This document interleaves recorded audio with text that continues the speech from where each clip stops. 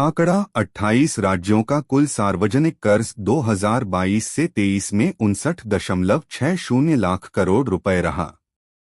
CAG की report में खुलासा, राज्यों का कर्ज 10 साल में बढ़कर 3 गुना। भारत के राज्यों का कर्ज 10 वर्षों में 3 गुना बढ़ गया है। यह जानकारी भारतीय नियंत्रक और महालेखा परीक्षक कैग की समीक्षा में सामने आई है। रिपोर्ट के अनुसार सभी 28 राज्यों का कुल सार्वजनिक कर्ज 2013 से 14 में 17.57 लाख करोड़ रुपए से बढ़कर 2022 से 23 में 59.60 लाख करोड़ रुपए हो गया। राज्यों के सकल राज्य घरेलू उत्पाद जीएसडीपी के मुकाबले कर्ज का हिस्सा 2013 से 14 में 16.66% था, जो 2022 से 23 तक 23% हो गया। रिपोर्ट कैग अध्यक्ष के संजय मूर्ति ने राज्य वित्त सचिव सम्मेलन में जारी की।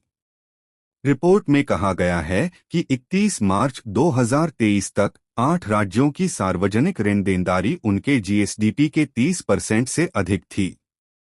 इसमें सबसे आगे पंजाब है, फिर नागालैंड और पश्चिम बंगाल का नंबर है। 6 राज्यों की ऋण देनदारी उनके जीएसडीपी के 20% से कम थी और शेष 14 राज्यों की देनदारी जीएसडीपी के 20 से 30% के बीच थी। कर्ज क्यों मायने रखता है? यह दिखाता है कि सरकार अपने खर्च को कैसे पूरा कर रही है। पिछले दशक में राज्यों का कर्ज उनकी राजस्व प्राप्तियों का 128% से 191% तक रहा। औसतन यह लगभग 150% रहा।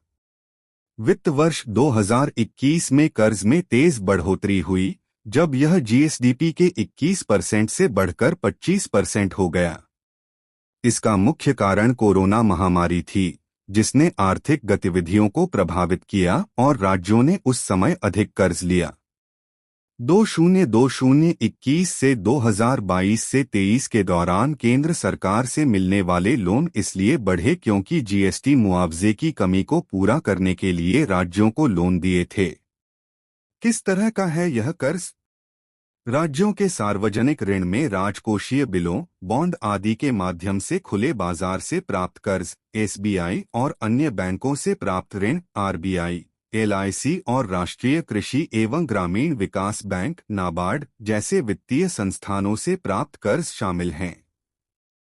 राज्यों के सकल राज्य घरेलू उत्पाद जीएसडीपी के मुकाबले कर्ज का अनुपात। रोजमर्रा के खर्च के लिए भी लिया कर्ज। वित्त वर्ष 2023 में आंध्र प्रदेश, पंजाब, पश्चिम बंगाल, केरल, बिहार, तमिलनाडु जैसे 11 राज्यों ने अपने कर्ज का हिस्सा राजस्व घाटे को पूरा करने में इस्तेमाल किया, न कि निवेश में। रिपोर्ट में चेतावनी दी गई है कि कई राज्य गोल्डन रूल का उल्लंघन कर रहे हैं।